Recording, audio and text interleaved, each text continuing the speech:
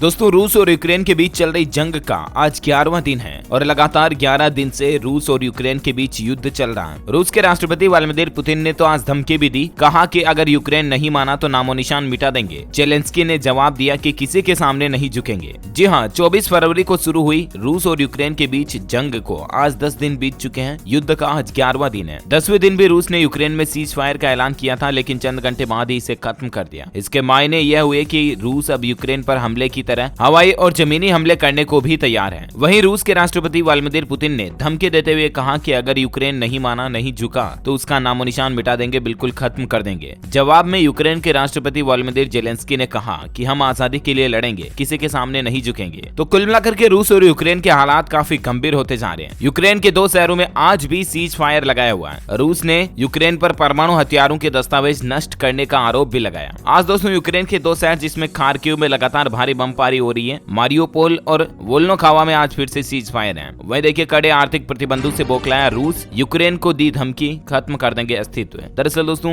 रूस के ऊपर कई सारे देश आर्थिक प्रतिबंध लगा चुके हैं। अमेरिका समेत कई पश्चिमी देशों ने रूस के ऊपर व्यापारिक गतिविधियों से जुड़े प्रतिबंध लगा दिए और इससे रूस की अर्थव्यवस्था तेजी से प्रभावित हो रही है। और इसी से बौखलाए मॉस्को ने यूक्रेन को देश का दर्जा खत्म करने की धमकी भी दी है। देखिए, जब रूस यूक्रेन पर बम गिरा रहा था तब की कुछ तस्वीरें भी वायरल हुई है कि खूबसूरत एयर होस्टेस के संग पुतिन जो है घूम रहे थे। एरोफ्लोट एयरलाइन की एक महिला फ्लाइट अटेंडेंट और पायलटों के साथ व्लादिमीर पुतिन रूस के राष्ट्रपति बातचीत करते हुए नजर आए और उनके साथ बैठ करके भोजन खाना वाना कर रहे थे। ये देखिए, तो पार्टी वगैरह घूम रहे थे, लेकिन इधर रूस जो है यूक्रेन पर बम बरसा रहा था। तब की ये तस्वीरें हैं। वह देखिए, यूक्रेन में युद्ध प्रतिबंधों और बहिष्कारों से आहत रूस के लोग आखिर क्या बोल रहे हैं। रूस के लोगों का यह कहना दोस्तों कि रूस गलत कर रहा है, यानी कि वहां के खुद की जनता भी ये कह रही है कि रूस के राष्ट्रपति व्लादिमीर पुतिन गलत हैं। यूक्रेन पर हमले के बाद से दुनिया भर के कला और खेल जगत में रूस का बहिष्कार जारी है। पश्चिमी देशों ने रूस के लिए अपने हवाई क्षेत्र भी बंद कर दिए हैं। रूस की मुद्रा भी गिर रही है और प्रेस की आजादी भी खत्म हो रही है। लेकिन इसका रूस के लोगों पर क्या असर हुआ, वो अपना अलग भविष्य देखने लगे हैं। रूस के कई लोगों का तो ये कहना है, हाल ही में 1-2 दिन पहले एक व्यापारी ने घोषणा भी की थी कि व्लादिमीर पुतिन को जो मार देगा उसको इनाम देंगे करोड़ों रुपए का, वगैरह वगैरह। वहीं देखिए, यूक्रेन के राष्ट्रपति जेलेंस्की नाटो पर भड़के और कहा कि रूस के 10,000 सैनिकों को मारने का दावा किया। उन्होंने उम्मीद जताई कि जल्द ही वे युद्ध की वजह से दूसरे देश में शरण लेने वाले अपने नागरिकों को वापस बुला सकेंगे। वहीं देखिए दोस्तों, विदेश में फंसे अपने नागरिकों को निकालने के लिए भारत सबसे आगे रहा है। इतिहास भी इस बात का गवाह है। अभी भी ऑपरेशन गंगा के तहत यूक्रेन में फंसे भारतीय स्टूडेंट्स को बाहर निकाला गया, लेकिन इतिहास में पहले भी 9 ऐसे बड़े मिशन जो सरकारों की तरफ से आयोजित किए गए, जिनसे भारतीयों को बाहर निकालने में इंडियन गवर्नमेंट हमेशा आगे रही। अब ये कौन से 9 मिशन रहे आप देख सकते हैं। फरवरी 2022 का ऑपरेशन गंगा, अगस्त 2021 का ऑपरेशन देवी शक्ति, अफगानिस्तान में तालिबानी राज स्थापित होने पर भारतीयों को देश लाने के लिए, मई 2021 में ऑपरेशन समुद्र सेतु, कोरोना